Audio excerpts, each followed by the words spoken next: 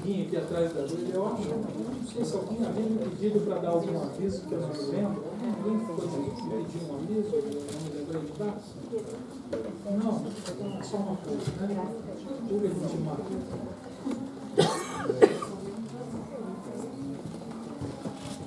Efésios capítulo 5, versículo 14 ao versículo 19.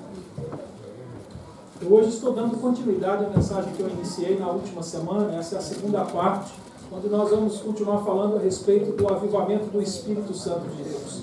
Na semana que passou, nós aprendemos o que não é o avivamento do Espírito. Nós aprendemos que o avivamento do Espírito não é o batismo do Espírito Santo, que o avivamento do Espírito não é ter mais do Espírito Santo, mas sim Deus ter mais de nós, né? Ter a nossa vida por completo. Nós aprendemos que ter um avivamento do Espírito, estar cheio do Espírito Santo, não é ter os dons espirituais. Isso não é estar cheios do Espírito Santo, apesar de nós crermos nos dons espirituais. Nós também dissemos que estar cheios do Espírito Santo não é ser perfeitamente santo, porque não há homem perfeito a não ser Jesus, que viveu de uma forma perfeita. Não é a perfeição da santidade nas nossas vidas que nos faz ser homens e mulheres cheios do Espírito Santo de Deus.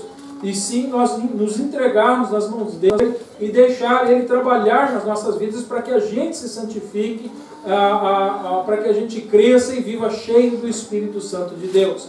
Então eu disse para os irmãos que nessa semana eu ia dar continuidade nessa mensagem agora, mostrando então o que é ser cheio do Espírito Santo, né? O que é a vida de uma pessoa cheia do Espírito Santo de Deus. Então nós vamos dar continuidade nessa segunda parte, então dando ênfase agora nesta fase. Se você quiser assistir a primeira parte, o irmão Samuel já publicou essa semana, né? Ele já publicou, está no YouTube da igreja, Cineville, Newark, e está também no Facebook. Lá tem um link para você assistir no YouTube a primeira parte dessa mensagem. Nós estamos ministrando uma série de mensagens a respeito do avivamento, um avivamento que nós estamos reconhecendo aqui que é necessário e que nós precisamos viver. Nós precisamos avivar a nossa vida espiritual, desenvolver a nossa vida espiritual, para que a gente seja efetivo no ministério, na obra, cumprindo o ministério que o Senhor Deus entregou nas nossas mãos, de levar o Evangelho a toda criatura e a toda nação. Então nós precisamos viver esse avivamento para que a gente faça uma boa obra na nossa comunidade e nesse lugar. E eu quero convidar então você a ler comigo agora essa passagem de Efésios capítulo 5, versículo 14 ao 19. Diz assim: pelo que diz, desperta tu que dormes, e levanta-te dentre os mortos, e Cristo te iluminará. Portanto, vede diligentemente como andais, não como nécios, mas como sábios, usando bem cada oportunidade, porquanto os dias são maus. Por isso, não sejais insensatos, mas entendei qual seja a vontade do Senhor. E não vos embriagueis com vinho, no qual há devassidão, mas enchei-vos do Espírito, falando entre vós em salmos, hinos e cânticos espirituais, cantando e salmodiando ao Senhor no vosso coração. Pai, em nome de Jesus, diante da Tua palavra, nós agora clamamos pela Tua presença, para que o Senhor venha usar a minha vida para ministrar a Tua palavra com fidelidade, Deus Pai. Para que o Senhor quebrante os nossos corações, para que ouvindo a Tua palavra e a Tua voz, nesta manhã nós venhamos a praticar a Tua palavra nas nossas vidas, Senhor Pai querido. Ajuda-nos, Senhor Pai querido. Hoje, Pai, eu tenho certeza que corações aqui precisam ser consolados.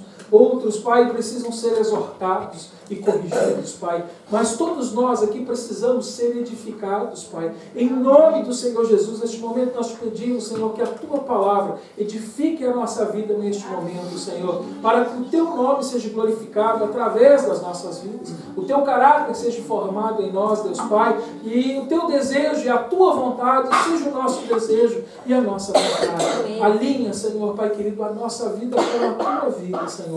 E toda honra, louvor e glória, Senhor, deste dia entregamos a Ti, Senhor, em nome do Senhor Jesus. Amém. Amém. Amém. Então aqui, nessa passagem, nós vimos que há a possibilidade das pessoas estarem dormindo. Eu falei isso na última semana. Falei a respeito daquele que dorme, aquele que ainda não teve a oportunidade de conhecer Jesus e está morto no seu pecado. A palavra dormir aqui faz a representação de alguém morto. E eu disse aqui na semana passada que aquele que está morto no seu pecado precisa de Jesus Cristo, porque Ele é o único que tem poder para salvar o homem do seu pecado. Eu não vou voltar a repetir isso com muita profundidade, mas só para que a gente entenda o contexto. Depois eu disse também que Paulo aqui ele está dizendo que também há crentes, aqueles que já foram vivificados em Cristo, que estão andando como se estivessem mortos. Não que eles estejam mortos, porque agora eles estão vivos em Cristo, mas tem gente que está dormindo, que está andando como se estivesse ainda morto no seu pecado. E ele aqui está fazendo um clamor: desperta, ó tu que dormes. E é isso que hoje eu estou ministrando aqui, e por isso estou hoje pedindo ao Senhor que me dê a graça de falar do avivamento do Espírito Santo, para que a nossa vida esteja desperta na presença dEle. Nós precisamos acordar diante do nosso Senhor. Nós estamos vendo o que anda acontecendo neste mundo. Quem tem acompanhado as notícias da política aqui nos Estados Unidos, da política no Brasil, da política mundial, das condições que os homens estão vivendo, das dificuldades econômicas que todos os países, na verdade, estão vivendo, da maldade, da falta de amor, do reflexo, da falta de compromisso e de maturidade das pessoas. Nós só temos uma esperança, essa esperança é Jesus. Diante dessa situação, nós temos que acordar e lembrar que nós precisamos estar bem vivos e atentos no Espírito Santo de Deus, para que a gente possa, de fato, cumprir a nossa missão nessa terra e ser aquilo que Jesus nos chamou para ser: sal e luz deste mundo. Para que eu possa levar luz para aquele que está em trevas e não consegue mais ver saída ao caminho, para que eu possa ser sal e preservar a vida daqueles que estão perdidos. Aliás, lembrei agora do último aviso que eu tinha que dar. Eu sabia que eu tinha mais um. E não é um aviso. Porque não é um aviso, é um pedido. É um pedido pelo Rui, filho da Dina. O Rui, os irmãos sabem que ele havia sido preso. E a gente tem orado, trabalhado na vida do Rui. E Deus foi muito misericordioso. E um juiz olhou para a vida do Rui com muita misericórdia e deu a ele a oportunidade, de vez de ficar fechado numa cadeia, deu a oportunidade dele ser levado para uma escola onde ele ia ficar, de regime interno incluso, mas podendo estudar e sair de lá formado com uma profissão. E o Rui fugiu de lá essa sexta-feira. Ele fugiu na sexta-feira, terça-feira. E hoje é o último dia de prazo para que ele volte para aquele lugar. Se ele não voltar hoje, ele não tem mais nenhuma chance. Ele vai realmente ficar 5 anos fechado, sem nenhum privilégio, sem nada. A gente sabe que ele está por aqui, até a família andou procurando, andou olhando pelas ruas, e ele está em algum lugar. E a gente pede que a igreja ore pela vida da Dina, que está sofrendo com tudo isso, e pela vida do Rui, para que o Senhor venha dar a ele o discernimento, para que ele decida se entregar e voltar, enquanto ainda ele tem a chance de continuar o programa que ele está, senão uma coisa vai ficar pior. E se ele não voltar hoje, a partir de amanhã, ele é um fugitivo da justiça. A situação vai ficar muito séria na vida dele. E é isso, o mundo está caído, perdido. As pessoas que nós amamos, as pessoas que estão às nossas voltas, próximas de nós, estão a passos largos, à perdição. E nós temos que avivar a nossa vida. Nós precisamos avivar, nós precisamos estar cheios do Espírito Santo de Deus para que a gente faça a diferença na vida dessas pessoas. E é por isso que eu continuo ministrando e pregando e insistindo nesta mensagem, porque eu acredito que nós não chegamos lá. Nós não chegamos lá. E ele diz isso: portanto, vede diligentemente como andais, não como nécios, mas como sábios. Nós temos que hoje viver de tal maneira no Espírito Santo de Deus, onde nós dependemos da sabedoria de Deus para tomarmos decisões.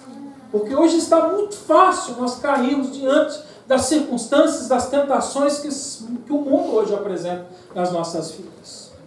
É necessário que o Espírito esteja bem vivo, que você esteja com seus olhos bem abertos. Você precisa estar bem acordado para que você faça a vontade de Deus. No versículo 17 ele diz: por isso, não sejais insensatos, mas entendei qual seja a vontade do Senhor.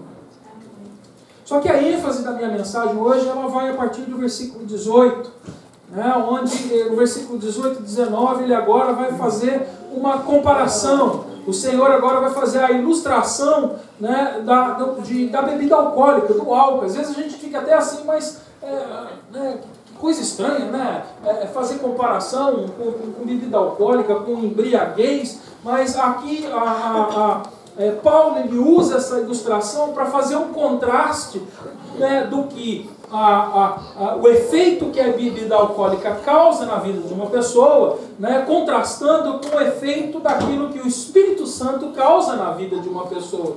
E é um bom contraste que ilustra bem para que a gente possa entender como o Espírito ele age nas nossas vidas. Eu tenho certeza que muitas pessoas já devem ter ouvido mensagens a respeito do Espírito Santo de Deus e menção a respeito desta embriaguez, não vos embriagais, mas estáis cheios do Espírito Santo de Deus, como ele diz. Mas muitas vezes as pessoas, talvez por não fazer um estudo cuidadoso, minucioso da palavra de Deus, na verdade faz uma comparação no sentido de que estar cheio do Espírito Santo é a mesma coisa do que estar embriagado do álcool. E agora nós vamos ver através da palavra de Deus que não é isso exatamente o que a palavra está dizendo. Aliás, essa comparação é de oposição, de antagonismo. Ou seja, tudo aquilo que de mal o álcool produz na vida de um homem, tirando o controle da vida dele, fazendo ele andar de uma maneira diferente do que ele normalmente anda, ou seja, tudo aquilo que de negativo que o álcool produz, o Espírito Santo, em contrapartida, produz de positivo na vida do homem. O homem controlado pelo Espírito, não dominado pelo álcool, porque existe uma diferença entre ser controlado e ser dominado. E aqui está mostrando uma comparação. O álcool domina o homem. O Espírito controla a vida do homem. Nós vamos estar aprendendo a respeito disso hoje. Nós vamos dissecar essa passagem e aprender os efeitos. E é interessante que quem já viu uma pessoa embriagada, alguém já viu alguém embriagado aqui? Estou perguntando quem já se embriagou. Com certeza quase todo mundo aqui já teve essa experiência. Tem gente que nunca passou por isso, graças a Deus. Mas quem já passou sabe do que viveu. Mas quando a gente vê uma pessoa embriagada, existem algumas características. Como é que eu identifico uma pessoa embriagada? Algumas coisas são alteradas na vida dela. Quem pode me dizer algumas das coisas que alteram? Eu acho que a primeira característica de uma pessoa embriagada é a forma dela andar. Já viu um bêbado andando? Ele não consegue andar como ele anda normalmente. Uma pessoa embriagada, ela está dominada pelo álcool e ela começa agora a ser controlada. E o seu andar já não é mais o mesmo. Ele vai andar de uma maneira diferente, debaixo da embriaguez, sem controle. A segunda coisa que eu penso quando eu falo de uma pessoa embriagada é que a pessoa embriagada fala diferente. Já viu um bêbado falando? Eu não sei. Às vezes é até engraçado. Às vezes é engraçado. Infelizmente é um engraçado triste. Eu nunca gostei. Meu avô foi alcoólatra, e eu sofri muito de ver que meu avô é uma pessoa maravilhosa. Era uma pessoa maravilhosa, muito bondosa com a gente, muito amável, muito querida, mas ele estava constantemente alcoolizado e por causa disso ele não era quem ele era quando ele estava sóbrio. E isso trazia muita tristeza no meu coração. E eu lembro disso, que uma pessoa embriagada, ela já não fala como uma pessoa normal. Na verdade, ela nem consegue mais articular articular as palavras, né, com clareza, não entendeu, é assim, já vai perdendo o sentido. Ou seja, uma pessoa dominada pelo álcool tem a sua fala mudada. Outra coisa que eu percebo também numa pessoa embriagada, quem já esteve perto de algum bêbado aqui? Se ele não estiver falando, não estiver andando, como é que você descobre que ele está bêbado? Ele cheira a embriaguez, ele cheira álcool. A gente percebe a embriaguez da pessoa. Às vezes a pessoa até está muito comportada, quieta, se segurando, fazendo uma força, mas na hora que você chega perto assim, ele cheira o álcool, ele cheira o domínio do álcool, né? A embriaguez produz estas coisas, né? Produz uma série de outras características. Eu vou parar nessas três, que eu acho que essas três vão poder nos ajudar muito hoje a aprender com o Espírito Santo de Deus. E eu quero dizer para os irmãos que, né, essa comparação antagonista que agora ele está dizendo é, da mesma maneira que o álcool afeta negativamente, tirando o controle do homem, né, no seu andar, tirando o controle do homem do seu falar, tirando o controle do homem da maneira de exalar, né, a sua vida, o Espírito faz exatamente o inverso. Quando nós estamos cheios do Espírito Santo de Deus, Ele vai nos controlar para que a gente saiba onde a gente anda, para que a gente saiba do que nós estamos falando, para que a gente possa exalar o perfume de Jesus. Então, é dentro dessas características que hoje eu quero, né, ministrar para vocês. Mas antes de eu apontar essas três partes, né, especificamente, eu queria, né, dar uma pequena aulinha de grego para você aqui. Você sabe que o Novo Testamento foi escrito no grego. Eu não vou te ensinar palavras gregas, mas eu acho que com as palavras gregas nós aprendemos algumas coisas. Por quê? Porque hoje em dia, a gente que tem acesso à internet, ou a gente visita outras igrejas, a gente vê muitas vezes as pessoas dizendo, né, que ali o Espírito Santo está agindo, está cheio do Espírito Santo, e o que a gente, quando olha para a pessoa que está, né, supostamente cheia do Espírito Santo, ela está agindo como uma pessoa embriagada. Por que isso acontece? Porque pela má interpretação da palavra de Deus, né, pela falta de cuidado, do entendimento do que é a palavra de Deus, as pessoas dizem que é a mesma coisa uma pessoa cheia do Espírito Santo do que uma pessoa embriagada. Ou seja, ela perde o controle. O Espírito Santo domina ela não tem nenhum controle dela, e aí o Espírito Santo faz com ela o que ela quer. O cara tá lá e faz assim. Desculpa, meu irmão. Você vai aprender pela palavra de Deus que esse não é o enchimento, a plenitude do Espírito Santo de Deus. Porque a gente vai ver que é exatamente o contrário, como nós lemos nesta passagem aqui, que a pessoa cheia do Espírito Santo de Deus tem entendimento para discernir a sabedoria de Deus. Uma pessoa sem controle não tem discernimento para discernir nem a sabedoria humana. Porque uma pessoa, mesmo que não seja crente, no seu estado normal, ela sabe o que é certo e o que é errado. Ela pode até decidir fazer o errado, mas ela sabe o que ela está fazendo. Ela sabe o que ela está fazendo. Agora, uma pessoa embriagada, ela perde o discernimento. E ela mistura, e ela já não sabe tomar uma decisão certa. Isso é o efeito do domínio do álcool. O efeito do Espírito Santo de Deus é trazer a gente o entendimento e a sabedoria de Deus para que a gente viva a vontade de Deus de uma forma consciente. Para que o poder de Deus se mostre através da nossa vida de uma maneira clara, para que as outras pessoas que estejam ao nosso redor possam reconhecer a glória de Deus. E não para que o nome de Deus seja envergonhado. Ou seja, vai falar da nossa atitude. O Espírito Santo de Deus nos enchendo, a plenitude do Espírito Santo de Deus vai mudar a nossa maneira de viver. Assim como o álcool mudou a maneira de viver do homem que está embriagado. Esta é a comparação que ele está falando. Aqui na palavra grega, a palavra que é usada aqui para devassidão, se você olhar lá no versículo 18, ele diz, não vos embriagueis com vinho, no qual há devassidão. Talvez você tenha uma outra tradução aí na sua mão. Alguém tem uma tradução diferente da minha? Dissolução. Contenda? Mais alguma outra?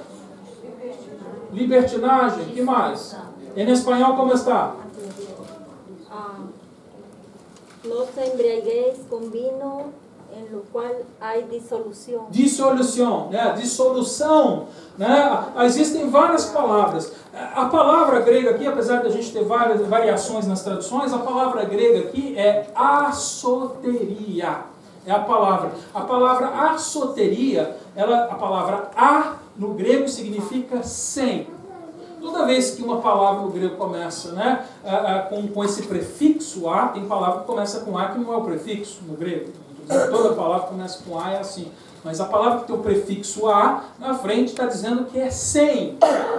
A gente fala, a gente usa alguns prefixos também para dizer, né, no português, no inglês, né, a pessoa que não tem. Então, no grego, a é sem. Soteria vem de sozo. Sozo significa salvação na Bíblia. Né? No grego, sozo é salvação. Então, né, é aquele que está sem, né, a salvação. Ou seja, uma pessoa embriagada é alguém que anda como alguém que não tem a salvação. Então, por isso que agora Paulo está fazendo aqui o contraste com a bebida alcoólica. Ele está dizendo assim, um crente que está dormindo e não está vivendo cheio do Espírito Santo de Deus, e obedecendo a palavra de Deus, ele anda como ele não fosse um salvo. Amém. Então, é interessante a gente olhar isso, que não é uma opção para a gente ser cheio do Espírito Santo, não. Deus não está dizendo assim, está tudo bem se você não for cheio do Espírito. Não, não está. Nós temos que ser cheios do Espírito Santo de Deus. E temos que buscar a plenitude do Espírito Santo de Deus. Porque se nós não estamos fazendo isso, nós estamos vivendo como se nós não tivéssemos recebido a salvação. Estamos vivendo como alguém que está na dissolução. Que está dissolvido. Você está compreendendo o porquê? Tem certeza que está desligado esse negócio? Está quente aqui. Estou cozinhando aqui na frente. Confere ali para mim. É o fogo do Espírito. É o fogo do Espírito. Está queimando aqui.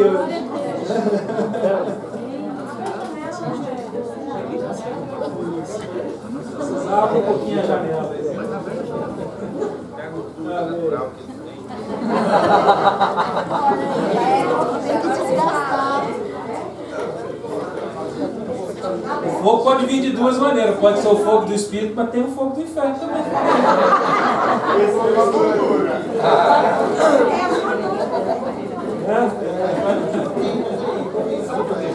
Mas uma outra palavra que eu quero chamar a sua atenção aqui, para que você possa compreender do que eu estou dizendo, e você possa entender de como nós temos interpretado mal a palavra de Deus, é a palavra aqui, metusquete. A palavra metusquete, de metusco, ela significa embriaguez. Né? Metusco no grego é embriaguez. É o embriagar, é o verbo embriagar, uma pessoa que está embriagada. Em nenhuma parte da Bíblia, a palavra de Deus relaciona o espírito com a palavra metusque, embriagar. Às vezes, eu sei que às vezes a gente até fala, né? Vamos nos embriagar com o Espírito Santo de Deus. É por causa dessa passagem que a gente usa esse vocabulário. Mas a Bíblia não usa esse vocabulário. Em nenhum lugar a palavra de Deus relaciona o Espírito com embriaguez, ou seja, com falta de controle. Toda vez que a palavra Espírito Santo se relaciona com o poder, ele usa a palavra pleru, o verbo pleru, estar cheio, de plerontes. Né? E nessa passagem é o que está dizendo, ele está dizendo, né? Não vos embriagueis, metusque, né? Com vinho, mas seja o quê? Cheio do Espírito Santo. Então, estar cheio, estar na plenitude do Espírito, não tem nada a ver com a embriaguez, é exatamente o oposto. E hoje em dia, pela falta de sabedoria e entendimento, as pessoas estão relacionando as duas coisas e estão vivendo como um embriagado, dizendo que estão no Espírito. Vivendo sem controle, sem discernimento e dizendo que estão vivendo contra o Espírito. Quero dizer para você, meu irmão, a pessoa que está fazendo isso está pecando contra Deus. Porque está atribuindo ao Espírito algo que ele não faz. Porque o Espírito é aquele que dá a vida e traz clareza, que que ilumina a nossa vida e nos faz caminhar, como o Salmo 19 diz, né, na luz da palavra de Deus, segundo a vontade de Deus, com entendimento, com sabedoria e conhecimento. Dá uma paradinha e vai lá em 1 Coríntios capítulo 12, que você vai ver os dons do Espírito. Os dons do Espírito têm tudo a ver com consciência. Ele dá o dom para que a gente ouça e entenda a palavra de Deus, profecia. Ele dá o dom para que a gente discirna os espíritos e as línguas. Ele dá o dom para que a gente possa conhecer de conhecimento. Ele dá o dom da sabedoria. Ele dá o dom da misericórdia, o da fé. Porque sem fé é impossível agradar a Deus. Amém. Essa é a manifestação do Espírito na vida de quem está cheio do Espírito. Porque se a manifestação do Espírito é rodopiar como um louco e falar, né, como um embriagado, eu posso buscar o Espírito Santo lá no centro de Macumba, porque lá eles fazem igualzinho. Quem já esteve aqui no centro de Macumba? Já viu? Não é assim? Tem diferença. Se esse é o poder do Espírito, nós podemos dizer que o Espírito então está sobre os outros cultos e seitas. Porque eles são capazes de fazer estas coisas. Mas só o que crê no Senhor Jesus tem o verdadeiro poder para andar segundo a vontade de Deus, vencendo a tentação, se livrando do pecado, crescendo em santidade. Esse é o poder do Espírito. E é isso que ele vai falar. Agora deixa o grego de lado. Eu quero levar você para que você possa compreender mais. Eu queria dar o exemplo de Atos, capítulo 2, versículo 3, o momento de Pentecostes, quando a igreja pela primeira vez recebe o poder do Espírito Santo de Deus, promessa que Joel havia feito há milhares de anos, centenas de anos antes, e aí Jesus, pouco antes da sua ascensão aos céus, Jesus declara que isso vai acontecer, que eles agora serão cheios do Espírito Santo, serão cheios do poder de Deus. E é interessante o que acontece aqui. E como essa passagem aqui tem sido mal lida, mal interpretada, e na verdade, no fundo, acaba virando zombaria, como foi zombaria naqueles dias. Eu queria ler a partir do versículo 13. Porque aqui os homens eles ficaram cheios do Espírito Santo de Deus. O Espírito Santo encheu a vida deles. E quem é cheio do Espírito Santo de Deus tem a sua vida mudada. Anda diferente, fala diferente, cheira diferente. E as pessoas que não tinham o Espírito Santo de Deus, quando viram aquelas pessoas daquela maneira, elas até se confundiram. Elas falaram, essas pessoas devem estar embriagadas. Mas olha que interessante aqui. Eles sabiam que eles não estavam embriagados. Porque existe uma diferença entre a embriaguez do vinho e a a plenitude do Espírito Santo. E olha aqui, versículo 13, ele diz, e outros zombando, olha aqui, foi intencional. Eles sabiam que não era, mas eles queriam fazer o quê? Zombar. Então não era que eles estavam confusos, ou tinham a certeza do que aquelas pessoas estavam embriagadas. Aqui eles queriam zombar das pessoas que haviam sido cheias do Espírito Santo de Deus. Então eles diziam, os outros, zombando, diziam, estão cheios de mosto. Mosto é o vinho novo. Então Pedro, pondo-se em pé com os 11, levantou a voz e disse-lhes, varões, judeus e todos os que habitais em Jerusalém, seja vós isto notório e escutai as minhas palavras. Isso aqui é a palavra de alguém embriagado? Não. Isso aqui é a palavra de alguém que está bem consciente do que está acontecendo. E aqui Pedro estava incluído nessa história aqui. Não? Ele estava cheio do Espírito Santo de Deus aqui. Aleluia. Olha aqui. Olha o que ele diz. Pois estes homens não estão embriagados. E hoje a gente está dizendo para o povo, não, fique embriagado, fique embriagado. Ele está dizendo, eles não estão embriagados, como vós pensais, visto que é apenas a 3ª hora do dia. Mas isto é o que foi dito pelo profeta Joel. E acontecerá nos últimos dias que o Senhor, que derramarei do meu Espírito sobre toda a carne, e os vossos filhos e as vossas filhas profetizarão. E os vossos mancebos terão visões, e os vossos anciões terão sonhos, e sobre os meus servos e sobre as minhas servas derramarei o meu espírito naqueles dias e eles profetizarão. E aí você sabe o resto da história. Você sabe que tinha gente de toda parte do mundo naquele lugar, e uns começaram a falar em umas línguas e outros em outras, e cada um ouvia na sua própria língua. Ou seja, era algo extremamente consciente, porque aquilo que as pessoas estavam falando era o Evangelho. Eles estavam ministrando o Evangelho, pregando o Evangelho. Pedro aqui está pregando o Evangelho, e como consequência dessa pregação, 3.000 pessoas foram convertidas nesse primeiro encontro, porque havia consciência do que estava acontecendo ali. Agora ele é apoderado do Espírito Santo de Deus, e quando eu falo apoderado, não é possuído, é cheio do poder.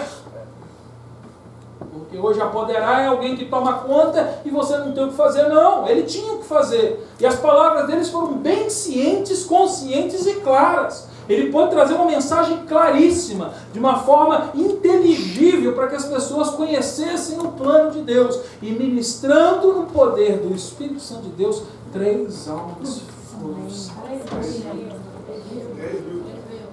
3.000. Falei o quê?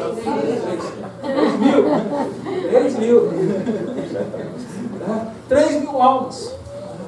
E a gente pega essa passagem e a gente diz: o povo ficar embriagado, e andar como embriagado, e fazer coisa que o embriagado faz. Uma vez eu estava numa igreja, onde nossas crianças eram pequenininhas, e um começou a rodopiar, e ele começou a acertar a mão na cara de um, o braço e a perna, começou a machucar as pessoas.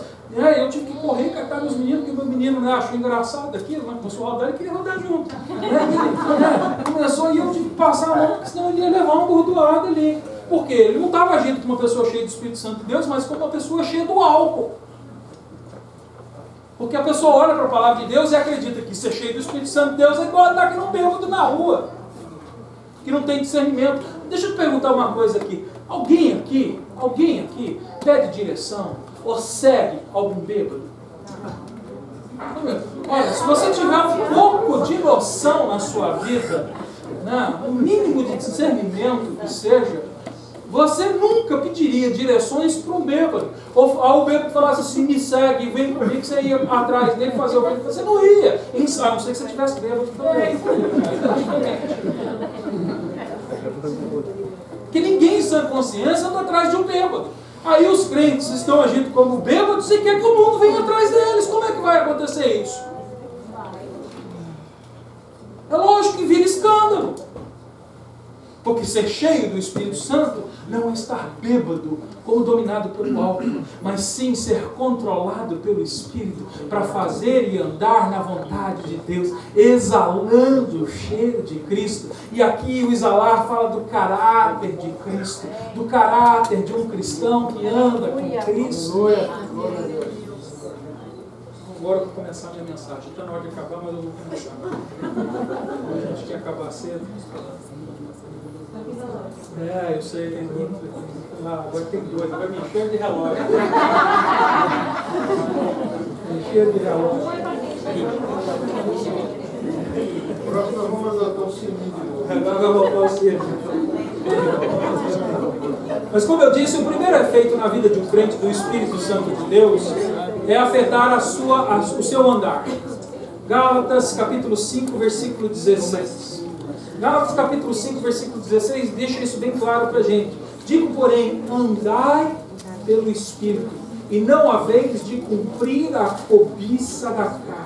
Olha só, é interessante aqui que não é uma coisa descontrolada novamente, pelo contrário, é um comando. O verbo aqui está em voz de comando. Andai. Andai pelo Espírito. Ou seja, eu tenho que fazer escolha, eu tenho que andar no Espírito, eu tenho que andar com consciência, entendendo o que o Espírito quer, para que eu não faça a vontade da carne. Sabe por que tem muita gente ainda caindo e cedendo à vontade da carne? Porque está vivendo como um embriagado. Está vivendo, como a palavra de Deus diz, a soteria, como alguém que não tivesse conhecido a salvação. Efésios capítulo 3, volta lá em Efésios capítulo 3, a partir do versículo 14 até o capítulo 4, ele vai falar a respeito disso. Aliás, o livro de Efésios é um livro que mostra a vida da salvação de forma prática, né? Então, ele quando chega lá no capítulo 5, quando nós estamos e fala de ser cheio do Espírito Santo, ele está mostrando o que a salvação faz na vida de um crente. Várias vezes nesse livro de Efésios, 5 vezes, né, em 5 oportunidades, ele diz, andai, andai, andai. Ele dá uma voz de comando para a gente andar. Né? E aí no 3,14 ele diz, por esta razão dobro os meus joelhos perante o Pai, do qual toda a família dos céus e na terra toma o nome, para que, segundo as riquezas da sua glória, vos conceda que sejais robustecidos com poder pelo seu Espírito no homem interior, que Cristo habite pela fé nos vossos corações, a fim de que, estando arraigados e fundados em amor, possais compreender com todos os santos qual seja a largura, o comprimento e a altura e a profundidade. Deixa eu dar uma pausa aqui, olha que interessante. Ou seja, o Espírito Santo vai produzir no nosso homem interior, né, a capacidade de nós compreendermos a plenitude do nosso Deus, a plenitude da nossa salvação. É o que ele está dizendo aqui com essas palavras, para que você conheça a largura, o comprimento, a altura, a profundidade. Ele está falando de você conhecer de uma forma não só tridimensional, mas na 4ª dimensão, vamos dizer assim, para que você possa compreender tudo aquilo que Deus quer. E isso é andar no Espírito. E olha aí o versículo, olha a consequência desse conhecimento, versículo 19. E conhecer o amor de Cristo, que excede todo o entendimento, para que sejais, o quê? Cheios, até a inteira, o quê? Plenitude de Deus. Deus quer encher a sua vida. Ele quer encher a sua vida do Espírito. Ele quer te fazer grande na presença dEle. Quer que você ande de uma maneira, né, transformada. Ele quer encher a sua vida. Talvez hoje você está aqui e você não teve a oportunidade de conhecer esse Deus. Você está vivendo e na sua vida você está assim, um dia você está, aquele dia que você está de pé, você está de pé. No outro dia você está caído, você está caído. Né? E a maioria dos seus dias você anda mais ou menos. Né? Eu acho que aqui ninguém está assim. Né? Ninguém vive assim. Um dia está lá em cima, outro dia está lá embaixo, a maioria do tempo está ali no meio. Na verdade, isso reflete uma pessoa que está numa montanha-russa. É assim. E a vida com Cristo não é uma vida de montanha-russa. Eu não estou dizendo para você que a vida com Cristo não é uma vida sem problemas, mas uma vida que tem a plenitude de Deus, quando enfrenta os baixos, não vai para baixo. Tem a capacidade de viver aquele momento baixo da sua vida de uma forma elevada, confiando nas promessas de Deus, vencendo as dificuldades da nossa vida. Mas para que a gente possa continuar nas alturas com Cristo, porque ele diz isso, que aquele que conheceu a Cristo agora já não pertence mais a esse mundo, mas habita com ele nas alturas. Então, para que a gente anda de forma digna nas alturas com Deus, eu preciso estar totalmente arraigado a Deus, totalmente imergido em Deus, no seu Espírito e no seu Filho. E é isso que Ele quer, que você conheça e compreenda a plenitude que Ele tem para você. Deus quer encher a tua vida hoje. Amém. Versículo 20. Ora, aquele que é poderoso para fazer tudo muito mais abundante, além daquilo que pedimos ou pensamos, segundo o poder que em nós opera, a esse seja glória na igreja e em Cristo Jesus por todas as gerações, para todo sempre. Amém. Versículo 1. Rogo, pois olha só, não acabou a conversa, acabou o capítulo, mas não acabou a conversa. A gente dividiu o capítulo, fica mais fácil para estudar, mas a gente tem que ler tudo, porque não acabou a conversa. Ele faz aqui, ele explica, ele faz uma oração rápida por você e agora ele faz um apelo para a sua vida. Olha só, rogo, pois, eu, prisioneiro no Senhor, que o quê? Andeis como é digno a vocação que fostes. Está vendo? Quem está cheio do Espírito Santo de Deus tem o seu andar modificado. Não anda mais como um ímpio, anda como um filho de Deus, anda como um príncipe, filho do rei. Anda de uma maneira diferente, por isso o contraste com a bebida, porque quem está dominado pela bebida anda conforme a dissolução do álcool, mas quem está cheio do Espírito Santo anda conforme a direção do Espírito. 1 João, capítulo 1, versículo 7, ele diz: mas se andamos na luz, como Ele na luz está, temos comunhão uns com os outros, e o sangue de Jesus, seu Filho, nos purifica de todo pecado. Então nós vimos que o Espírito Santo afeta o nosso andar. E eu disse também que ele afeta o nosso falar. Eu queria que você abrisse comigo lá em Mateus capítulo 12, versículo 34. Você deve conhecer muito bem essa passagem. E ela diz assim: do que há em abundância no coração, disso fala a boca. Ou seja, o que ele está dizendo aqui? Ele está dizendo aqui que a nossa boca fala daquilo que o nosso coração está cheio. Você já conheceu uma pessoa fanática com esporte, com futebol? Aqui não tem, né? Você encontra uma pessoa fanática com futebol, o que ela fala? Futebol. Uma pessoa que é fanática com automobilismo vai falar de quê? De corrida, de carro. Né? Quem tem no seu coração um relacionamento, um namorado, né? A quem enche o seu coração com isso, vai falar de quem? Dessa pessoa. Já encontrou com uma pessoa apaixonada? É a conversa mais chata que tem, é conversa com gente apaixonada. Eu não tenho paciência com gente apaixonada. Eu não tenho. É bom se apaixonar, mas eu não tenho paciência. Você senta aqui conversar com a pessoa, não tem jeito. Ela só vai com. Mas como você tinha?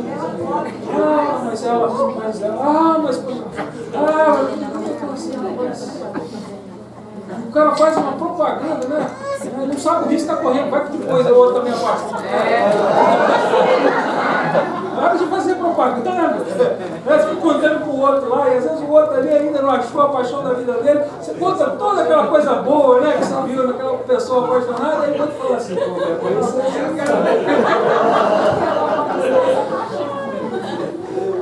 Você de sabedoria. A gente fala do que o coração está cheio. Quando você se apaixona, não tem jeito. Tem jeito, a gente não fala, fica tranquilo, se você faz isso, você está vivendo a humanidade. Nós somos homens e a gente vive. E se você se apaixonar por alguém, você vai com outra pessoa. Quem é apaixonado, quem está amado, fala daquele que é. E é isso que ele está dizendo para a gente, que aquele que conheceu a plenitude de Deus, conheceu também o pleno amor de Deus, porque Deus não é parte, Ele é um, Ele é inteiro. Quem conhece Deus por inteiro, conhece o seu amor por inteiro. E como é que a gente não se apaixona por um Deus que nos ama com tanta intensidade? Por isso ele diz que a boca fala do que o coração está cheio. Aquele que tem a plenitude do Espírito Santo de Deus vai ter a sua fala afetada.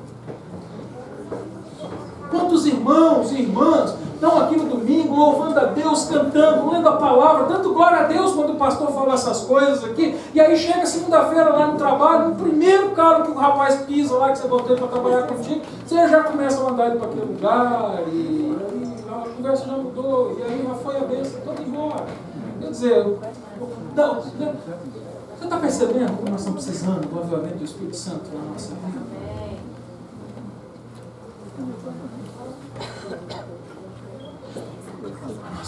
A nossa fala é o que acontece com o embriagado. Ele pode até querer falar certo, mas ele não consegue.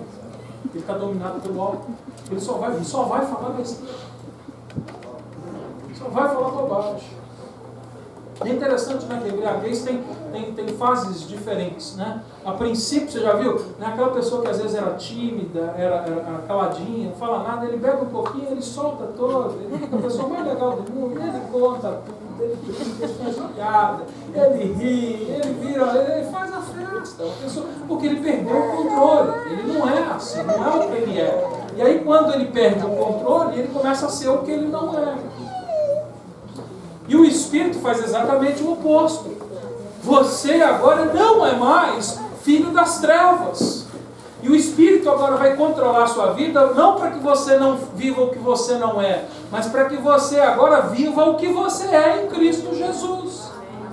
E é por isso que a gente tem que estar acordado. Ele está falando, desperta tu que dormes. Porque se você ainda está vivendo como um embriagado vive, sem nenhum controle sobre o que você fala, você está dormindo. Sede cheios do Espírito Santo de Deus. Porque ele diz lá no versículo 19 do capítulo 5 que nós estamos ministrando, Efésios 5:19, falando entre vós, olha como afetou a fala desses homens, falando entre vós em salmos, hinos, cânticos espirituais, cantando e salmodiando ao Senhor no vosso coração.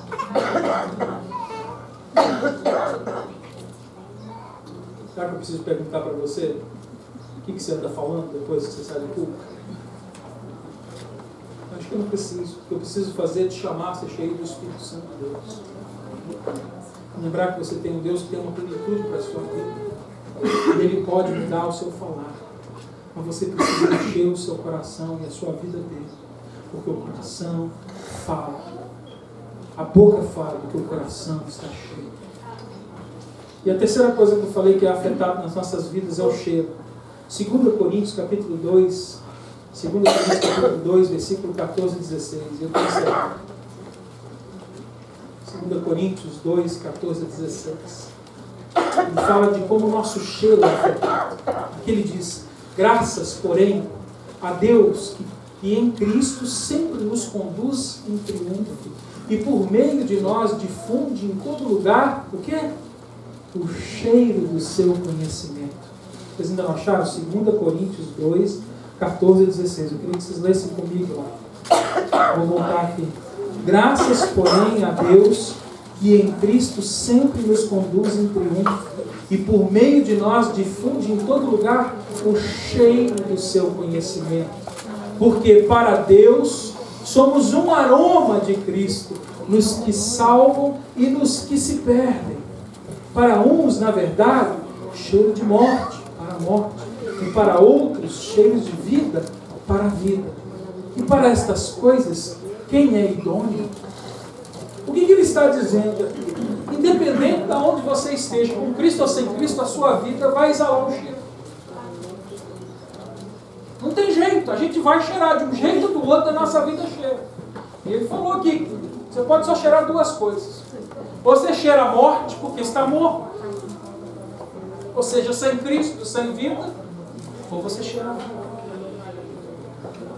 Quem anda com Cristo, quem nasceu em Cristo, vai ter o aroma de Cristo na sua vida, vai viver como Cristo viveu, vai reproduzir o caráter de Cristo. Por isso, eu não acredito num crente desviado. Eu já cansei de dizer que eu não acredito num crente desviado. Eu acredito num crente em potencial. Alguém pode até ter frequentado a igreja por muitos anos e ter se afastado do Evangelho, mas na verdade ele não conheceu ainda Jesus. Ele não se converteu. Porque quem se converte recebe vida. E aqui ele está dizendo que quem tem vida cheira vida.